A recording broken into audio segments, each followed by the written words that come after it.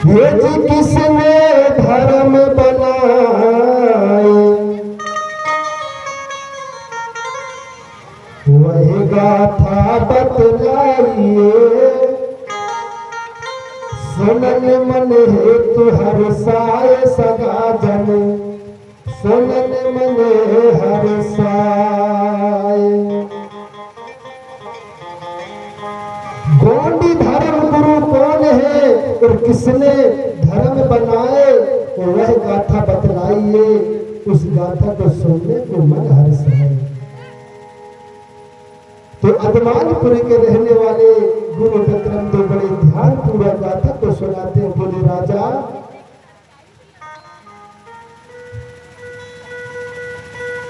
प्राचीन काल की बात है ये जी सुनो सभी दो ध्यान।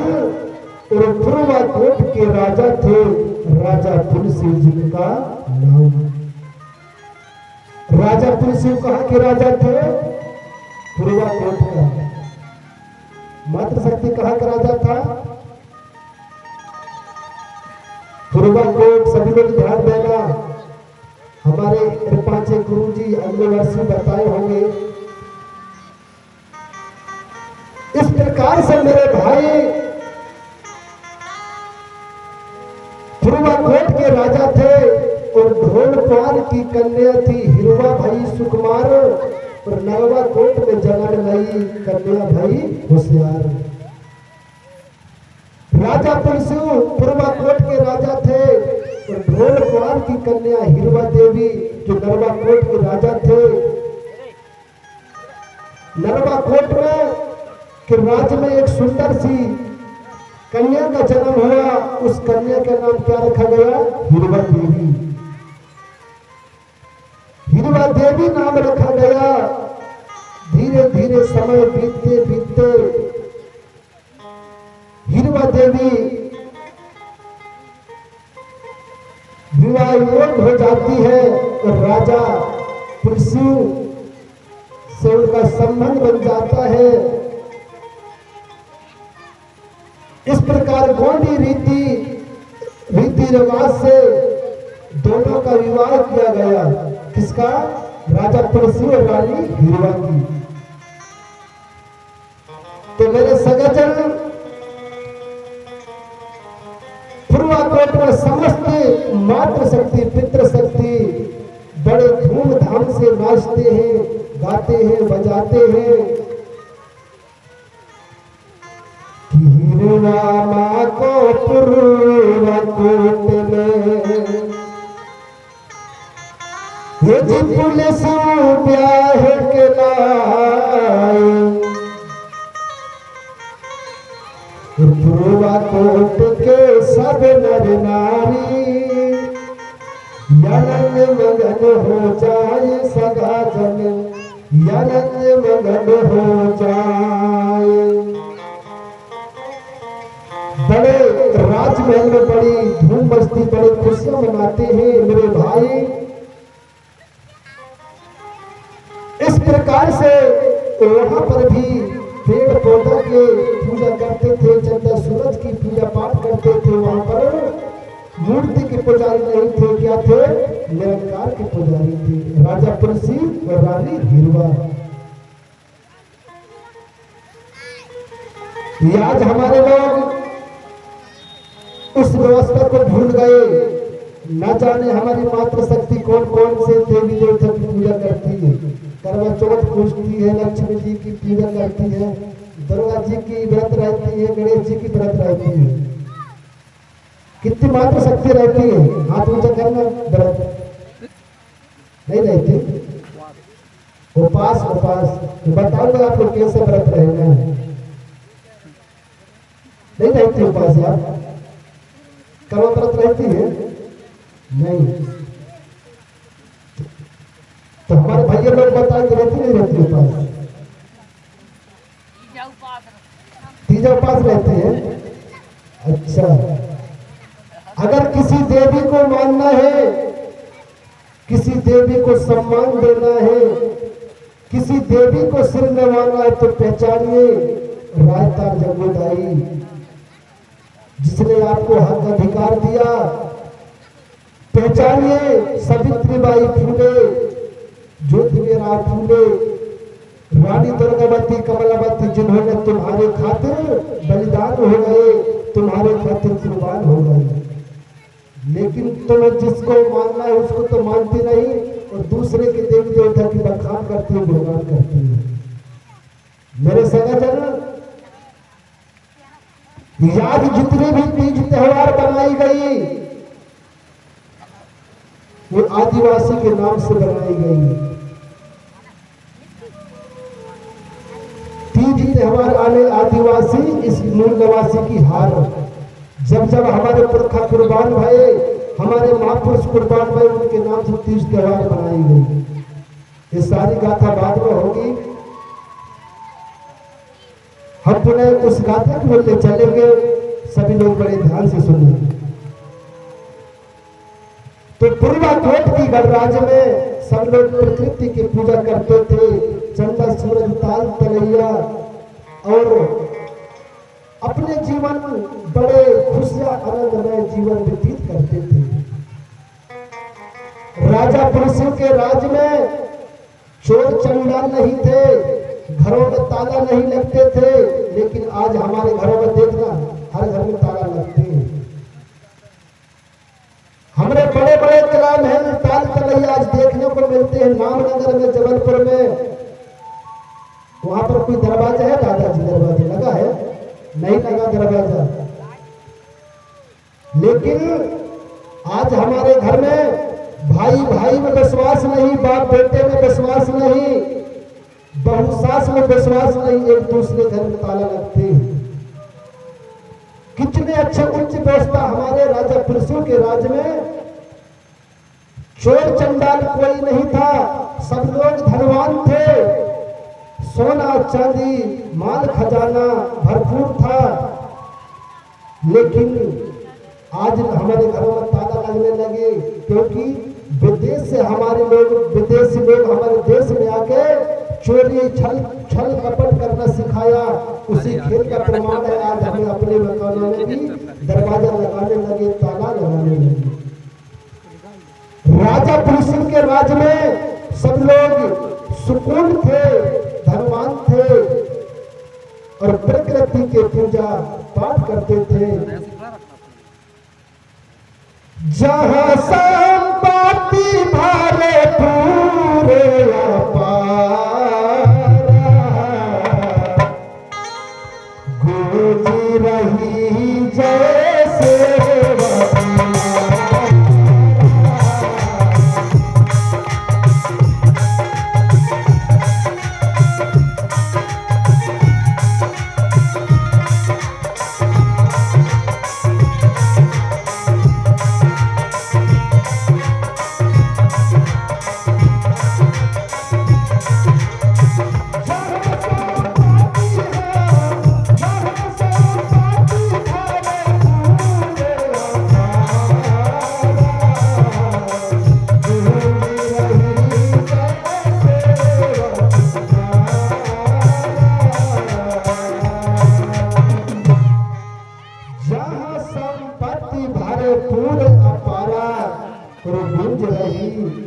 जय सेवा की जय जय कारा। मेरे भाई, आज भी हम लोग देखते हैं, जिस परिवार में अगर सुख शांति होती है, जिस परिवार में लड़ाई नहीं होती है, वहां धन दौलत कभी कभी नहीं होती, नहीं होती ना दादा। इस प्रकार से आज हमारे परिवारों में लड़ाई होती है एक दूसरे के प्रति, इसलिए हम लोग गरीब हैं। अगर मेरी सबसे प्रार्थना, सब लोग परिवार के साथ मिलकर रहे, माता पिता के साथ मिलकर रहे तो बहुत अच्छा है, क्योंकि जहां संपत्ति भरे पूरे अपारा, गूंज रही जय सेवा की नारा। जैसे राजा तुलसी के राज में सब लोग धनवान थे, कोई गरीब नहीं थे और अपने जीवन बड़े व्यतीत करते थे और समस्त प्रजा राजा की जय जयकार करते थे। तो किस प्रकार करते थे, मैं कम शब्दों में नहीं चलूंगा। राजा पुलसिंह का राज कि गोयावन सी करो गुणगान। राजा पुलसिंह का राज महान कि गोयावन सी करो गुणगान।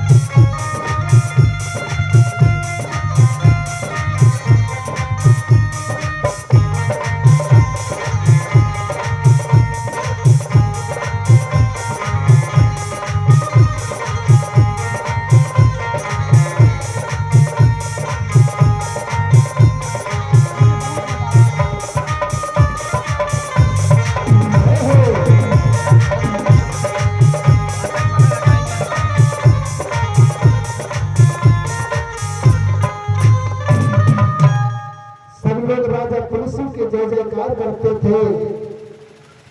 इस प्रकार से मेरे सगजन सब लोग मिलके एक साथ रहा करते थे। लेकिन मेरे भाई, जिसके राजपाट में सोना चांदी महल खजाना भरपूर हो, धन दौलत भरपूर हो, महल अटारी हो, लेकिन जिसके घर में अगर संतान नहीं होती, बेटा बेटी नहीं होती, उस घर में दुखित लोग रहते हैं। आज भी हम अपने से विचारते हैं। लेकिन राजा पुलसिंह, रानी हिरवा चिंतित रहते थे, दुखित रहते थे। बोले, राजा, इस राजपाट का वारिस कौन होगा? इस महल अटारी का वारिस कौन होगा? रानी प्रतिदिन बात विचारती थी, सोचती थी। लेकिन रानी और राजा प्रतिदिन परम शक्ति बलदेव की गो पाठा करते थे और अपने जीवन व्यतीत करते थे। लेकिन आज हमारे समाज के लोग अपने बच्चे की खुशी में, धन दौलत की खुशी में अपने धर्म परिवर्तन कर देते हैं। हमने देखा है अनेक मंचों में हमारे लोग मुस्लिम मिलते हैं, जैन गुरुदेव मिलते हैं, जैन धर्म में मिलते हैं, ईसाई बन गए। लेकिन राजा पुलसिंह और रानी हिरवा अपनी धर्म परिवर्तन नहीं किया। कितने अच्छे उच्च विचार हमारे राजा पुलसिंह के। मेरे सगजन, लेकिन बार बार रानी हिरवा उदास रहती थी। इस महल का वारिस कौन होगा? इस राजपाट को कौन चलाएगा? और बड़ादेव से अर्जी विनती करने लगी, हे बड़ादेव, हमारा राजपाट चलाने वाला पुत्र या पुत्री का एक वारिस दे दो, हम आपसे विनती करते हैं। बेले संतान दुखित दोई प्राणी, और पिता रहे अपनी जिंदगानी। बेले संतान दुखित दोई प्राणी, और पिता रहे अपनी जिंदगानी। बड़ादेव को अर्जी विनती करने लगे, हे बड़ादेव, या पे हमें पुत्र दे दो। कुछ समय बीतने के बाद, कुछ समय निकल जाने के बाद मेरे सगजन, परम शक्ति यादी शक्ति बड़ादेव की ऐसी कृपा हुई। रानी सोना अपने बिस्तर पे आराम कर रही थी और सपनों में आकर बड़ादेव कुपार बाबा के रूप में आकर सपना देते हैं कि बोले माँ मैं तुम्हारे कोख से जन्म लेना चाहता हूं। हिरवा माता उस बालक को खिलाने लगी, लेकिन सपना की बात थी वो जैसे ही आंख खुलती है, जैसे ही अपने नेत्र खुलते हैं, तो हिरवा माँ अपने बालक को देखने लगी। वो तो सपनों की बात थी, लेकिन हिरवा माँ उदास हो जाती है। लेकिन हिरवा माता समझ जाती कि हमारे घर में अब पुत्र प्राप्त होने वाला है। ये सपना की बात थी, लेकिन जरूर अब होने वाला है। जैसे ही सारी समाचार हिरवा रानी अपने राजा तुलसी राजा को सुनाती है। बोले स्वामी बड़ी खुशी की बात है, बोले मैंने आज सपनों में एक बच्चा को खिलाया है,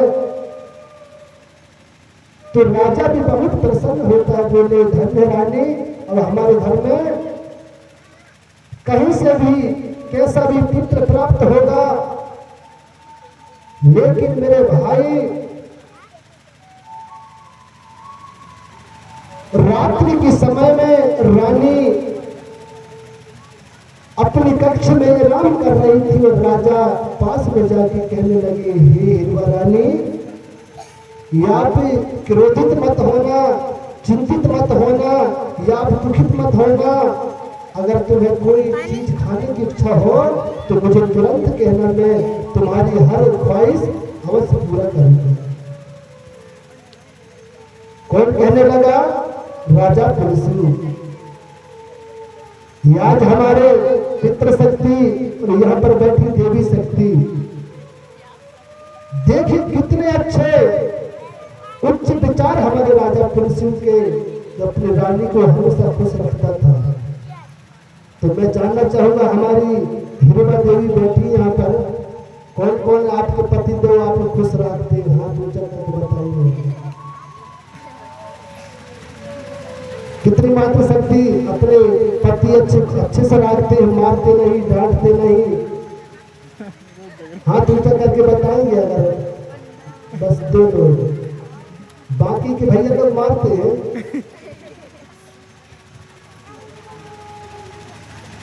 अच्छा चलो, हमारी मातृशक्ति सर्वरहित हमारी पितृशक्ति ही हाथ ऊंचा करेंगे, जो अपनी पत्नी से अच्छे से रखते हैं, अच्छे से खिलाते हैं। हाथ ऊंचा करके बताएं। हमारे भैया सभी लोग जोरदार ताली बजा के सम्मान करेंगे हमारे भाई साहब का। ऐसे ही विचार होना चाहिए, राजा तुलसी की तरह। क्यों गुरुदेव? सही बात है। मेरे भाई, पति पत्नी में प्रेम होना चाहिए।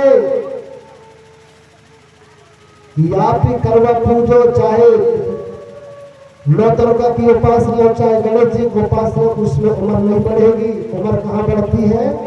जहाँ प्रेम होती है, जहाँ प्यार होता है, जहाँ सुख शांति होती है, वहां उम्र बढ़ती है। बढ़ती है ना भाई साहब?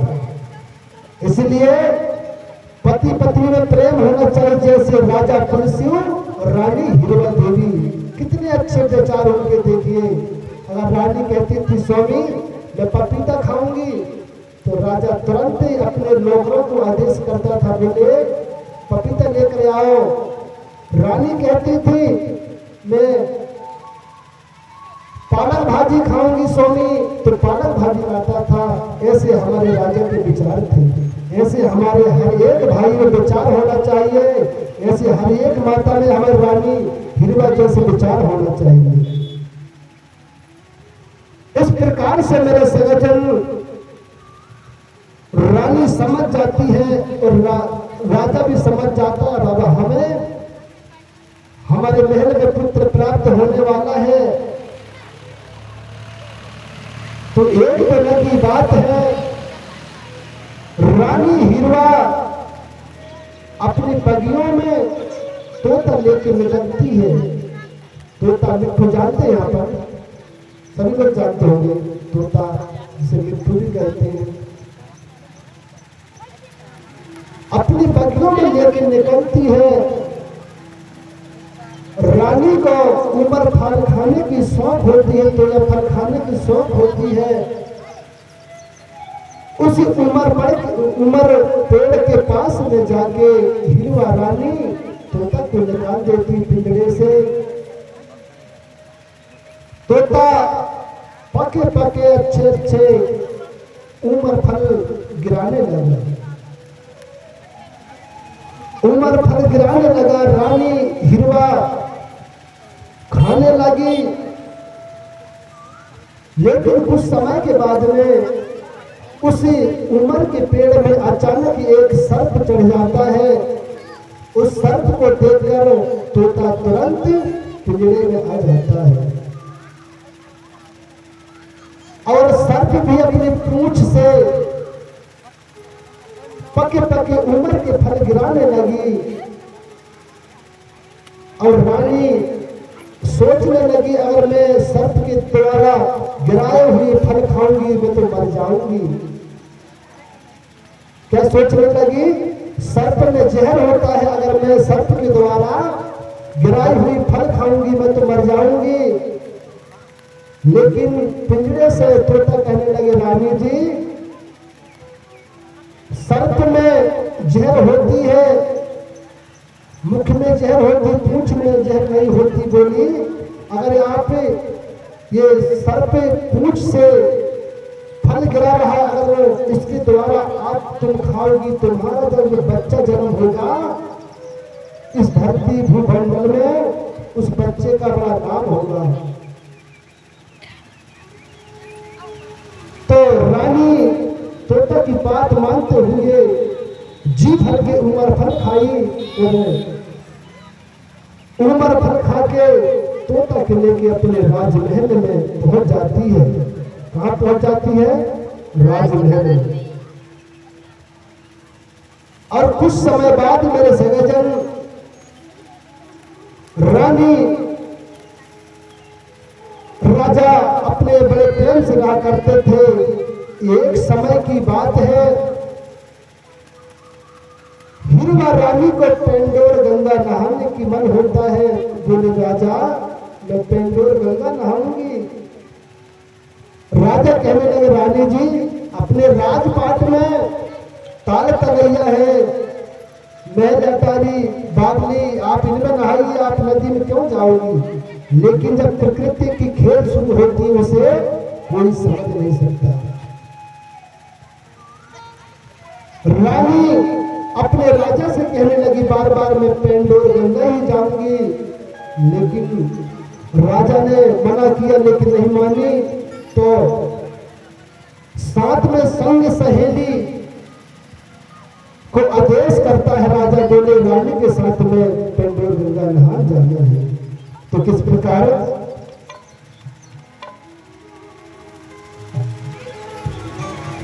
पेंडोर गंगा चलोरी नहाने,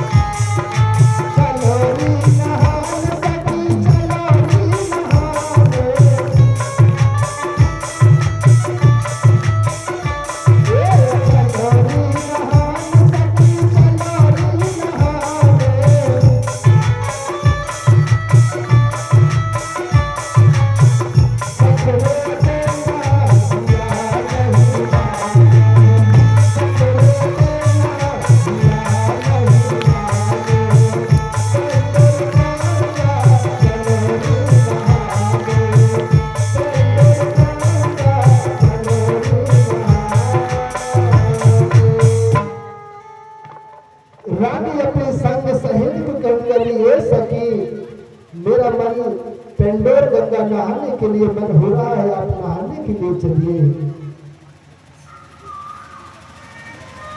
और जैसे ही तैयार होते हैं नहाने के लिए, उसी समय, एक समय की बात है, सुनो सभी दो ध्यान, और बिजली परा में रहते थे प्राणी दो ही महान। बिजली परा में दो नर नारी रहते थे जो शंभु सेन के महान भक्त थे, जाल का दाऊ और हीरो दाई। उनके परिवार में, उनके निवास में एक सुंदर सा बेटे का जन्म होता है। उसी समय शंभू बाबा जाल का दाऊ और हीरो दाई के पास पहुंच जाते हैं। बोले शंभू दाऊ, कहने लगा, बोले जाल का दाऊ, तुम्हारे जो घर में जो पुत्र जन्म हुआ बड़ा भाग्यशाली पुत्र है, और तुम लोग गरीब हो, तुम इन बालक की आप सेवा नहीं कर पाओगे। कृपया करके आप इस बालक को मुझे दीजिए, इस बालक को मैं अच्छा बनाऊंगा, अच्छा ज्ञानी बनाऊंगा, आप इसकी परवरिश नहीं कर पाओगे। इस प्रकार से शंभू बाबा जाल का दाऊ और हीरो दाई से कहने लगा। लेकिन मेरे भाई, जाल का दाऊ और हीरो दाई मना नहीं किया। बोले शंभू बाबा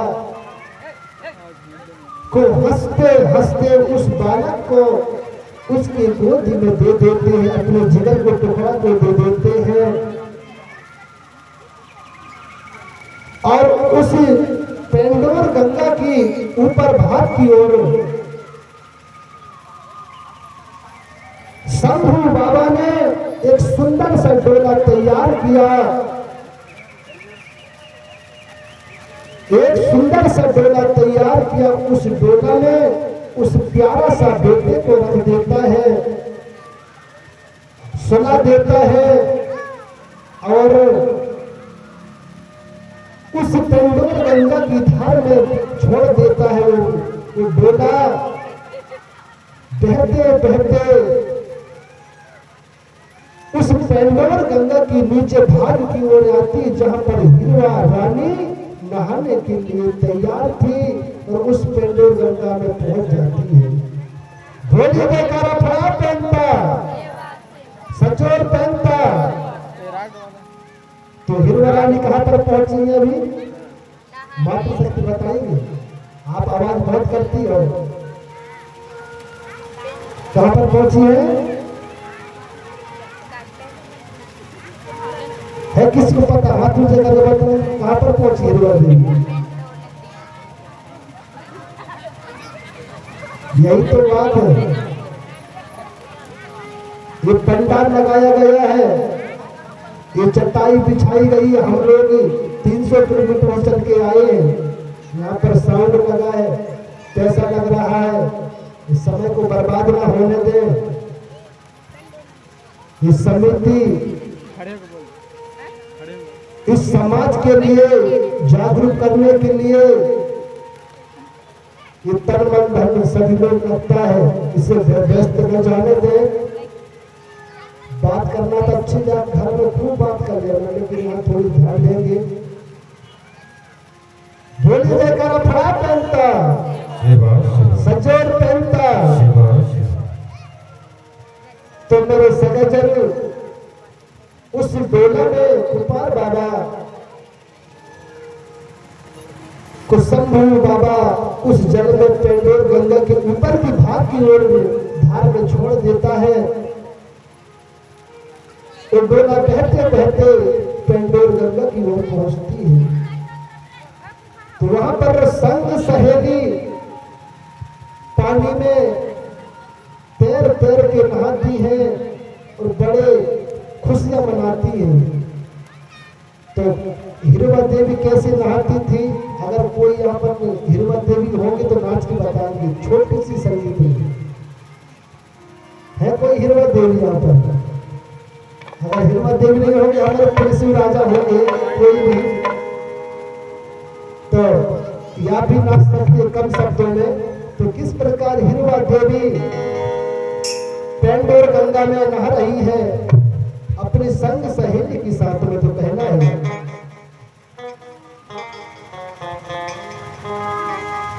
यार पानी में रानी नहाए रही रे बीच गंगा में जाके। पानी में रानी नहाए रही रे बीच गंगा में।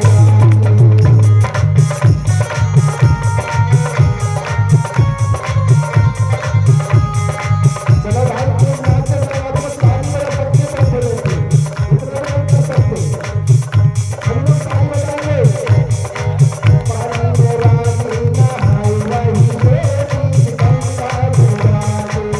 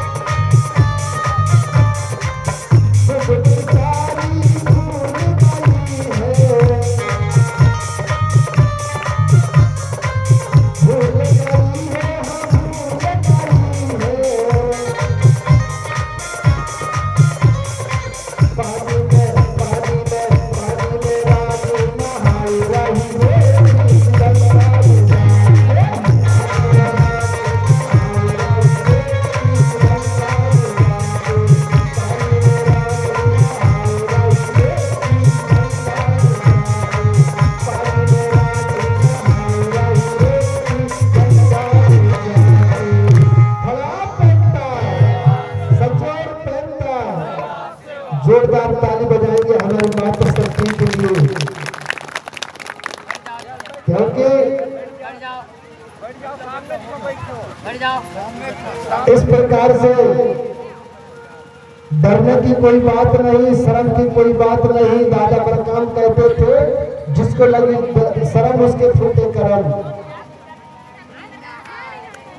मेरे भाई ये गौंडी धर्म का मंच है,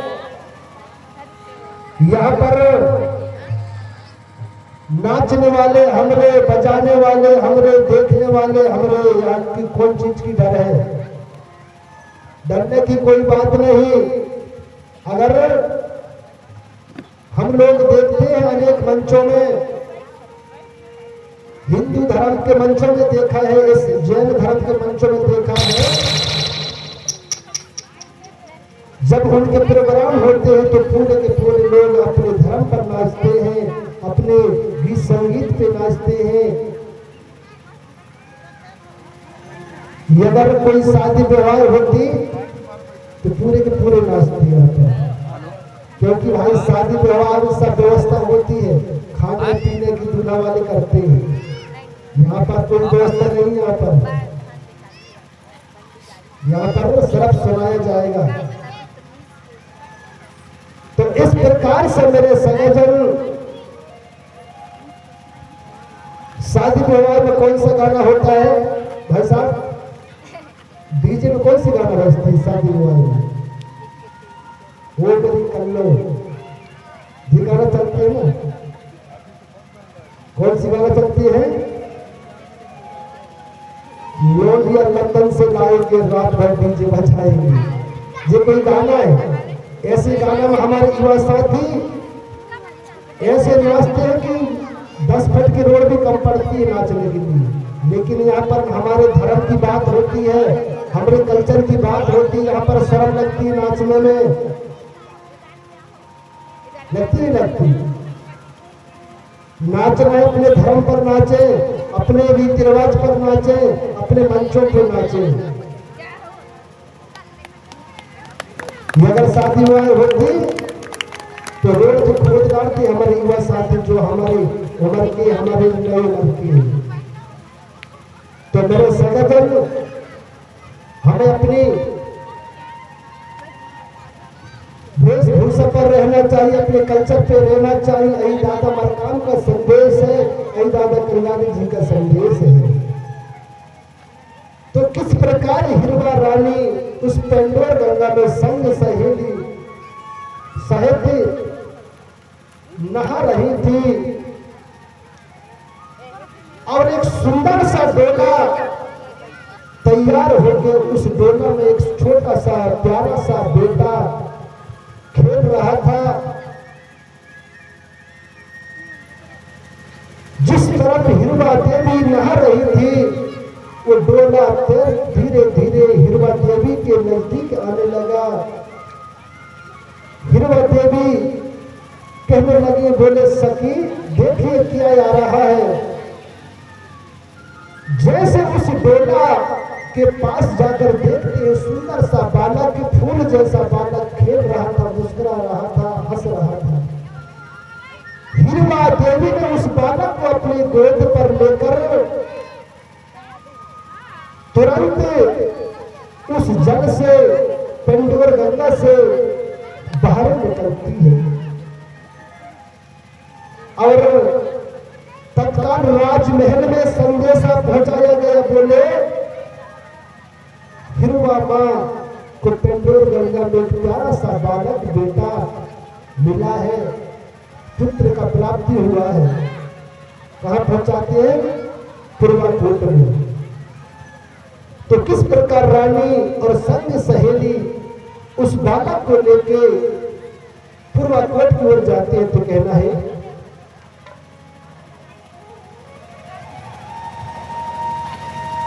रानी चली है महल के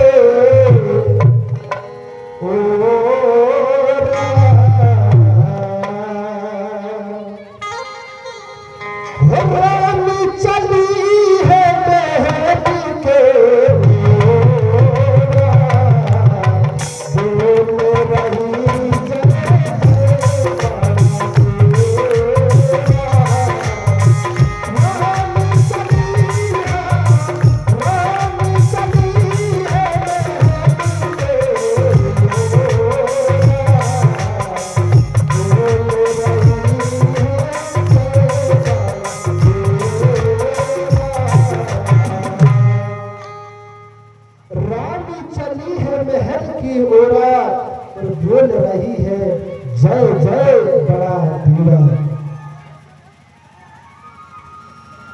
सुंदर सा प्यारा सा बेटा जब प्राप्त हुआ तो रानी की मां की ममता उगड़ जाती है, जाग जाती है। बोले बाप की असीम कृपा से हमें मुझे बेटा का प्राप्ति हुआ। रानी के आंखों में खुशी के आंसू झलकने लगे। उस प्यारा सा बेटा को संग सहेली सहेते राजमहल की ओर ले जाया जाता है। जैसे ही राजमहल में उस बेटा को ले जाया गया, पूरे पूर्वा कोट में बड़े धूमधाम से खुशियां मनाते बोले, पूरे राजमहल में संदेशा फैलाया गया। बोले हिरुआ माँ के राजमहल में राजा तुलसी के यहाँ बेटा प्राप्त हुआ है। हिरुआ माँ उस बेटे को अपना बेटा मान लेती है और पूरे महल में संदेशा पहुंचाते हैं। बोले पुत्र का जन्म हुआ है, तो जन्म हुआ है तो खुशियां तो मनाएंगे राजमहल में। तो एक बार जोरदार ताली बजा के सम्मान करेंगे। हमारे हिरुआ माँ की राजमहल में क्या हुआ है? पुत्र प्राप्त हुआ है। तो बजाने वाले को संदेश पहुंचाते, बोले आज धूमधाम से हम नाचेंगे, गाएंगे, बजाएंगे। तो हम कोई को नहीं पहुंच बुलाएंगे, यहीं पर बजाने वाले हैं, नाचने वाले भी यही है, देखने वाले भी यही है, सब लोग यही है। अब तो दादा मरारी जी सबके नाचने पड़े, तो बहुत हो गए। अगर जो लोग नहीं नाचेंगे, जो हमारे रिश्तेदार हैं 6 वाले, भैया मेल लग है तो कितने हम रिश्तेदार हाथ ऊंचा करें? 6 दो वाले जितने होंगे, 6 दो वाले हाथ ऊंचा करें। चलो अब मात्र शक्ति हाथ ऊंचा करें। 6 दो वाले कितने लोग हैं? नाचने पर हम 7 वाले गाएंगे, बजाएंगे तो 6 वालों को नाचना पड़ेगा। और अगर जिसको नहीं नाचना है तो लेने लगे भैया इच्छा अनुसार 1 रुपया 2 रुपया हमारे बजाने वाले के लिए। तो पूर्वा कोट की महल में किस प्रकार समस्त प्रजा धूम मचाते हैं, तो कहना है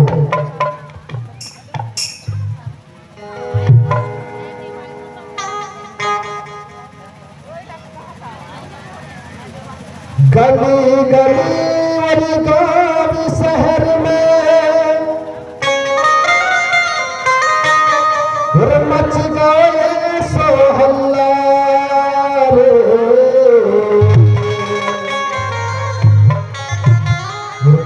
शिव के घर में जन्मे भैया, सुंदर सो एक ललना।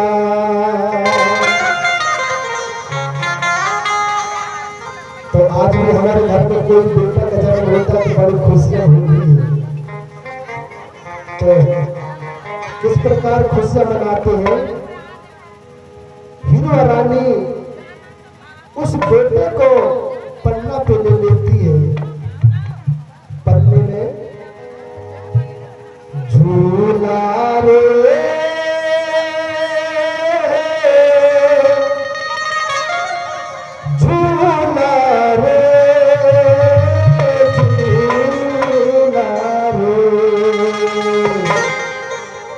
को नाचना नाच सकते हैं, लेकिन गोल बना के नाचना है, गोल बना के।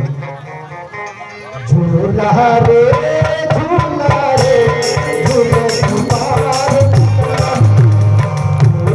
रे झूला रे झूले तुम्हारे झूलना में।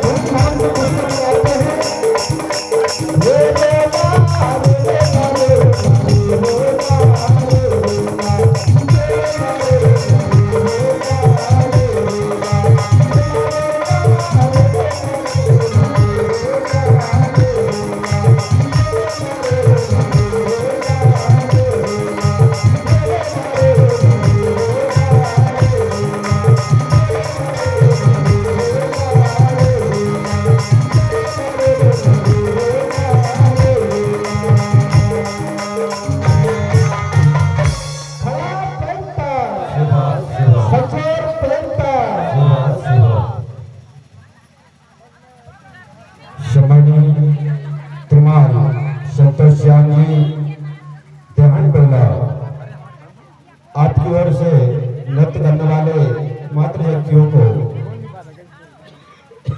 50 रुपए का प्यार देते हैं। साथ ही साथ सम्मान्य हमारे पुण्यमाचार्य कुरवती जी के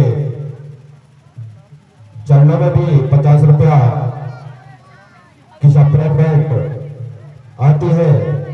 ऐसे दान करने वाले दाताओं के लिए मैं चाहूंगा समस्त मातृशक्ति पितृशक्तियों से कि जोरदार एक बार ताली बजाएंगे, जयकारा भी लगाएंगे साथ में। बड़ा पहनता, बड़ा पहनता। बहुत बहुत धन्यवाद। जय शिवा, जय फड़ा। इस प्रकार से मेरे सजन ध्रुवा कोट में बड़े धूमधाम से खुशियां मनाते हैं और 5 दिन के बाद में जब उस बालक का नरा गिरता है, 4 दिन 5 दिन के बाद में उसे पंचबंधन भी कहते हैं और छठी भी कहते हैं। अब तुम्हारे क्षेत्र में क्या बोलते होंगे पता नहीं। जब उस बालक का नरा गिरता है तो उस नरा को जलाते हैं कि गलाते हैं? सभी लोग ध्यान देंगे। तुम्हारे क्षेत्र में जो बालक की नरा गिरती है उस नरा को जलाते हैं क्या गलाते हैं? मातृशक्ति बताएंगे क्या करती है? जमीन पे गाड़ती है उस नरा को, बालक का। बहुत सुपर जोरदार हमारे भाई लोग ताली बजाएंगे हमारे मातृशक्ति के लिए। देखिए एसटी हो, एससी हो, ओबीसी हो, कोई भी वर्ग के लोग हो, लेकिन सभी मातृशक्ति उस नरा को जमीन पे गाड़ती है। लेकिन भूला धर्म कौन है? हमारे भैया लोग। जब वह बेटा बड़ा हो जाता है, उम्र ढल जाती है, खत्म हो जाता है, तो उसे मिट्टी को हमारे भाई लोग क्या करते हैं? जलाते हैं कि गलाते हैं? क्या करते हैं? गलाते हैं। कुछ लोग जलाते हैं, कुछ गलाते हैं। मेरे भाई, जला उससे जाता है जो कचरा होती है। हम देश के मूल निवासी हैं, इस देश के मालिक हैं, हमें जलाया नहीं जाता। जलाने का आविष्कार कहां से शुरू हुआ? जब हमारे देश में 60 समुद्र सुराधार पार करके विदेशी लोगों का आगमन होता है तो 5 खंड धरती के राजा शंभु बाबा उन्हें रहने के लिए जमीन नहीं दिया था। उसी समय शंभु बाबा उन्हें मना किया, बोले कि गड़गड़ाने लगे, बोले महाराज क्षमा चाहते हैं, हमें रहने दे, हम जीवन पलंग की बहाने आए हैं। लेकिन बोले आप रह सकते हो, लेकिन हम तुम्हें इस जमीन पे, इस पवित्र भूमि में गाने नहीं देंगे। एक काम करना, समुद्र के नजदीक जाकर तुम्हारे अगर कोई खत्म होगा उसे जला देना और उस मिट्टी राख उस नदी में बहा देना, ताकि तुम्हारी जो हड्डी राख तुम्हारी बंगाल की खाड़ी पहुंच जाएगी। और उस जहां पर जलाओगे वहां चावल, गेहूं, नमक डाल देना, ताकि गाय मवेशी चाट लेगी तो हमारी इस गोंडवाना की पवित्र भूमि पवित्र हो जाएगी। तो आज भी देखना, जो लोग जलाते हैं तो वहां नमक भी डालते हुए, गेहूं दाना भी डालते हैं। मेरे भाई, उस व्यवस्था को हमारे लोग आज कई लोग जलाते हैं, कई लोग गड़ाते हैं। हमें और गंगा नहाने के लिए काशी प्रयागराज जाते हैं, वृंदावन जाते हैं, मथुरा जाते हैं, और असली गंगा को जानते नहीं और असली गंगा को मानते नहीं। असली गंगा कहां पर है? कहां पर दादाजी? असली गंगा यहीं पर है। जोरदार ताली बजाएंगे।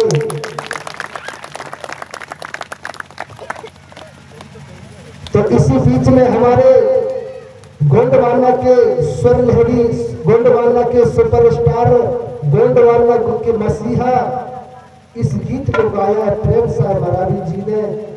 आज पूरे देश में इस गीत को गाया जाता है। मैं असली और नकली का पहचान बताता हूं। धन्य वो माता पिता जिन्होंने डिंडोरी की पावन भूया में दादा प्रेम साहब मरावी को जन्म दिया और पूरे गीत के माध्यम से पूरे देश को जगाने का प्रयास किया। ऐसे माता पिता को, ऐसे स्वर सम्राट को मैं नमन सेवा जोहार करता हूं। तो ले चलूंगा असली और नकली का पहचान करते हुए। हाँ, सम्मानित रुमाल, प्रणाम गुरु जी। आपकी ओर से 50 रुपए का प्यार आता है गुरु जी के लिए। मैं प्रगति शक्ति फलापन से चाहूंगा कि आपके ऊपर आशीर्वाद कृपा बरसाए, आपकी छत्र छाया मंडराए ऐसे दानदाता व्यक्तियों के लिए। एक बार बोलेंगे जोर से, बोलिए कंठ बड़ा फेनिता। धन्यवाद। हमारी गाथा कहाँ पर मैं पूछूंगा, वहीं से फिर पुनः चालू करेंगे। लेकिन हम लोग गाथा यूट्यूब के द्वारा सुन लेते हैं, मोबाइल के द्वारा सुन लेते हैं, लेकिन बीच बीच में सत्य और असत्य खोज पहचान होना चाहिए। आज हमारे समाज के लोग हमारी मातृशक्ति पितृशक्ति असली गंगा को, नर्मदा जी को मानती है, वृंदावन जाती है, कुंभ जाते हैं, लेकिन असली और नकली को जानते नहीं। तो कहना है असली गंगा के समझ न पाए, नकली गंगा में दौड़ लगाए से बाबा दाई।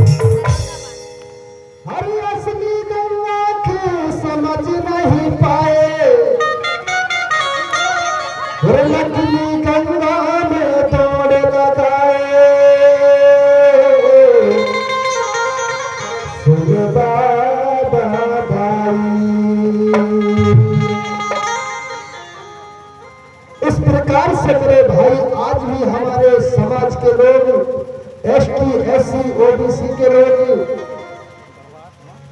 गंगा नहाने के लिए कुंभ जाते हैं, काशी प्रयागराज जाते हैं। लेकिन मेरे संगठन या फिर गंगा नहाने के लिए चले जाओ, चाहे जमाने में चले जाओ, अगर तुम्हारे पिता तुम्हारे माँ और घर में प्यासे हैं, अगर पिता भूख से तड़प रहा है, माँ प्यास से तड़प रहा है, आप दुनिया के कोने पे चले जाना, तुम्हारा कोई काम सफल होने वाला नहीं। कि हमारे घर में जो हमारे माता पिता साक्षात भगवान हैं, या आप लाखों लोगों को पानी पिला देना, अगर तुम्हारी माँ और पिता प्यास से तड़प रहा है, तुम्हारा कोई काम सफल होने वाला नहीं। इसलिए हमें अपने माता पिता की सेवा करना चाहिए, अपने गुरु की सम्मान करना चाहिए। माता पिता हमें जन्म देता है और गुरु हमें सत्य मार्ग बतलाता है, जीवन जीने का रास्ता बतलाता है। और ये समाज गंगा हमें अच्छे बुरे सब में काम देती है। अगर कोई बेटा बेटी बिगड़ जाते हैं तो उन्हें कौन मिलाता है? ये समाज गंगा मिलाती है ना। अगर कोई हमारे बीच से चला जाता है तो उसे कंधे पर रखकर कौन ले जाता है? हमारी समाज गंगा ले जाती है। ये समाज गंगा से बढ़कर कोई गंगा हो नहीं सकती। जन्म में साथ देती है, मरण में साथ देती है। ये समाज गंगा तरनतारनी गंगा है। ऐसी गंगा के बीच में हमें रहना चाहिए। तो कितने लोग समाज गंगा के बीच में रहेंगे? हाथ ऊंचा करे भाई, अल्लाह कोई नहीं जाएगा। हम समाज के साथ रहेंगे, समाज के साथ लड़ेंगे। दादा कल्याणी जी के आंदोलन पे चलेंगे, बलराम जी के आंदोलन पे चलेंगे। एक बार जोरदार सभी लोग ताली बजाएंगे। इस प्रकार से मेरे सगजन, माता तो मां होती है। जब ठंडी की समय में आती है तो मां अपने बेटे को सर्दी न लग जाए कहके सूखे में सुलाती और खुद गीले में सो जाती है। माता पिता से बढ़ के कोई